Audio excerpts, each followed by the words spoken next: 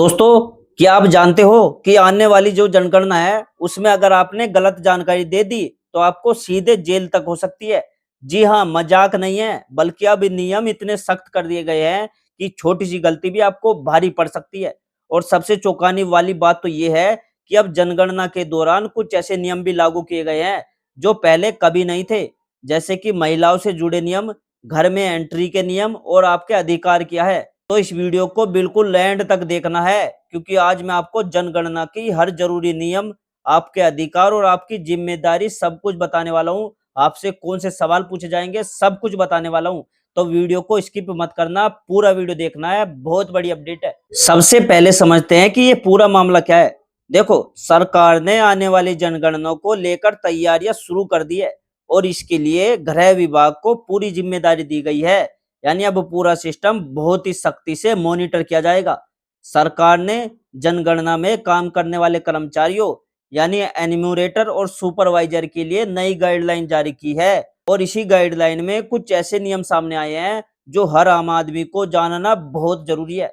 सबसे पहले बात करते हैं सबसे बड़े नियम पर। अगर कोई व्यक्ति जनगणना के दौरान गलत जानकारी देता है तो उसके खिलाफ कार्रवाई हो सकती है। इस चीज का ध्यान रखना और ध्यान से सुनिए। इसमें सिर्फ जुर्माना ही नहीं लगेगा बल्कि 3 साल तक की जेल का भी प्रावधान हो गया है। मतलब अगर आपने जानबूझकर गलत जानकारी दी या किसी जानकारी को छुपाया तो ये एक गंभीर अपराध माना जाएगा और इसके साथ ही आपको 1,000 रुपए तक का जुर्माना भी भरना पड़ सकता है। तो यहाँ सबसे जरूरी बात यह है कि जनगणना कोई मजाक नहीं है, ये एक कानूनी प्रक्रिया है और इसमें सच बोलना आपकी जिम्मेदारी होगी। अब बात करते हैं आपकी जिम्मेदारी की। देखो, आपको क्या करना है।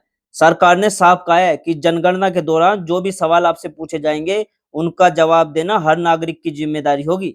मतलब आप ये नहीं कह सकते कि मैं जवाब नहीं दूंगा। अगर सवाल सामान्य जानकारी से जुड़ा है, जैसे आपका नाम, पता, शिक्षा, रोजगार, तो आपको उसका जवाब देना ही होगा। ये सिर्फ एक सर्वे नहीं है बल्कि देश की योजनाओं को बनाने का आधार है। इसी डेटा के आधार पर सरकार तय करती है कि कहाँ स्कूल चाहिए, कहाँ अस्पताल चाहिए और कहाँ रोजगार के मौके बढ़ाने हैं। अब आते हैं एक बहुत संवेदनशील नियम पर जो खासकर महिलाओं से जुड़ा है। नई गाइडलाइन के अनुसार अगर परिवार का कोई सदस्य किसी महिला का नाम बताने से मना करता है तो जनगणना कर्मचारी जबरदस्ती उस महिला का नाम नहीं पूछ सकते। और सबसे बड़ी बात, कोई भी महिला अपने पति या मृत पति का नाम बताने के लिए बाध्य नहीं होगी। मतलब अगर महिला चाहती है कि वो ये जानकारी शेयर ना करे तो उसे मजबूर नहीं किया जा सकता। ये नियम महिलाओं की प्राइवेसी और सम्मान को ध्यान में रखते हुए बनाया गया है। अब बात करते हैं एक और अहम नियम की। क्या आप जनगणना अधिकारी को अपने घर में आने से रोक सकते हैं? इसका जवाब है बिल्कुल भी नहीं। सरकार के अनुसार कोई भी व्यक्ति जनगणना अधिकारी को अपने घर, अहाते या किसी भी स्थान में प्रवेश करने से नहीं रोक सकता। लेकिन एक शर्त है, अगर वो स्थान पारंपरिक रूप से प्रतिबंधित है, जैसे कोई धार्मिक है या निजी प्रतिबंध जगह है, तो वहां नियम अलग हो सकते हैं। लेकिन सामान्य घरों में अधिकारी को अंदर आने से रोकना कानूनन गलत होगा। अब एक और जरूरी बात, जनगणना अधिकारी सिर्फ सवाल पूछने ही नहीं बल्कि जरूरी होने पर दस्तावेजों की जांच भी कर सकते हैं। मतलब अगर उन्हें किसी जानकारी की पुष्टि करनी है तो वो आपका रिकॉर्ड भी देख सकते हैं।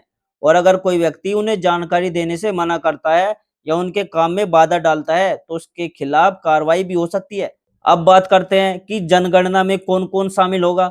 इस बार सिर्फ एक विभाग नहीं होगा बल्कि कई विभागों के लोग इसमें शामिल होंगे। जैसे पुलिस विभाग, राजस्व विभाग, नगर निगम, पंचायत और शिक्षक विभाग।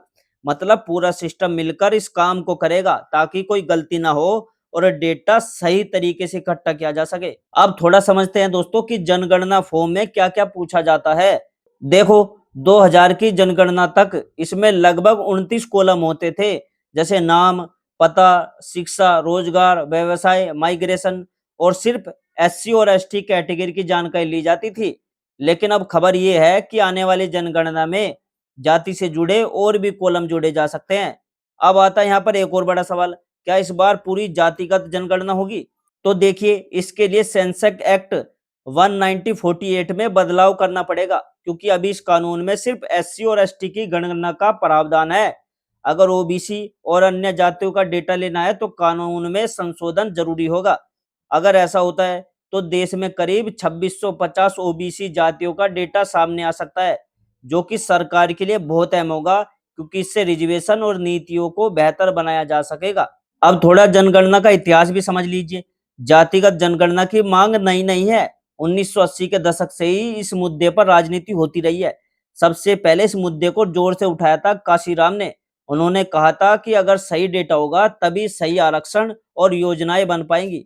इसके बाद 1979 में सरकार ने मंडल कमीशन बनाया और इस कमीशन ने ओबीसी वर्ग को आरक्षण देने की सिफारिश की थी, जिसे 1990 में लागू किया गया और इसके बाद पूरे देश में बड़े स्तर पर विरोध भी हुआ। फिर 2011 में मनमोहन सिंह की सरकार ने सामाजिक आर्थिक और जातिगत जनगणना करवाई, जिसे SCCC कहा गया। इसके लिए करीब 4000 करोड़ से ज्यादा का बजट भी पास हुआ। लेकिन सबसे चौंकाने वाली बात यह है कि आज तक इस जनगणना का पूरा डेटा सार्वजनिक नहीं किया गया। तो अब सवाल यह है कि आपको क्या करना चाहिए। देखो, सबसे पहले तो जनगणना को हल्के में मत लीजिए।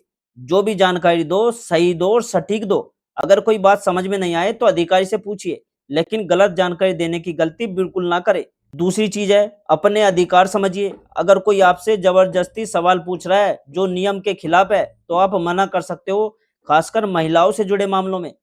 तीसरी चीज है, जनगणना अधिकारी की हेल्प करें, क्योंकि ये सिर्फ सरकार का काम नहीं है, ये देश के विकास से जुड़ा काम है।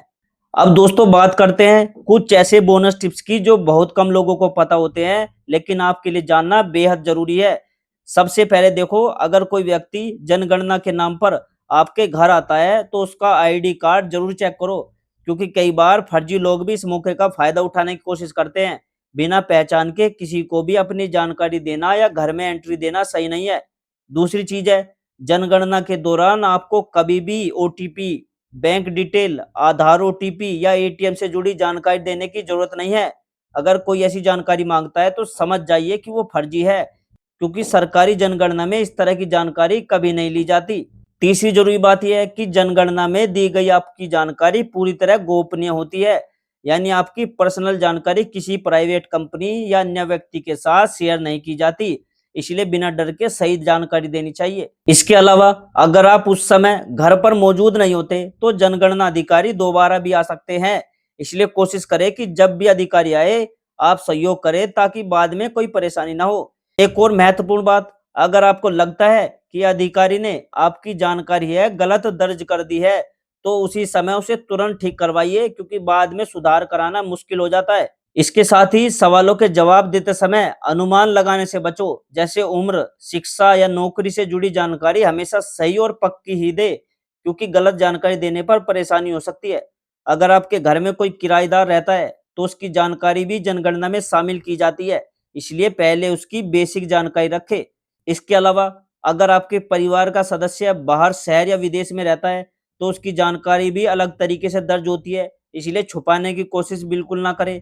और सबसे जरूरी बात, जनगणना का डेटा जो होता है वो आगे चलकर सरकारी योजनाओं, राशन, स्कॉलरशिप और कई सुविधाओं पर असर डालता है। इसलिए आपकी एक सही जानकारी आपके भविष्य में फायदा दिला सकती है आपको। और दोस्तों, जनगणना सिर्फ गिनती नहीं होती, ये देश की भविष्य की योजना होती है।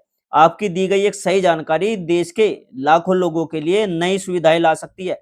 ठीक है। और अगर दोस्तों आपको ये जानकारी काम की लगी हो तो वीडियो को लाइक कीजिए, चैनल को सब्सक्राइब कीजिए और इस वीडियो को अपने दोस्तों, फ्रेंड, रिश्तेदारों सभी के साथ शेयर कर दीजिए, क्योंकि दोस्तों जनगणना पूरे भारत में होने वाली है। ठीक है। और दोस्तों मैं मिलता हूं आपसे अगली वीडियो में एक नई जानकारी, एक नए अपडेट के साथ। तब तक के लिए दोस्तों जय हिंद, जय भारत।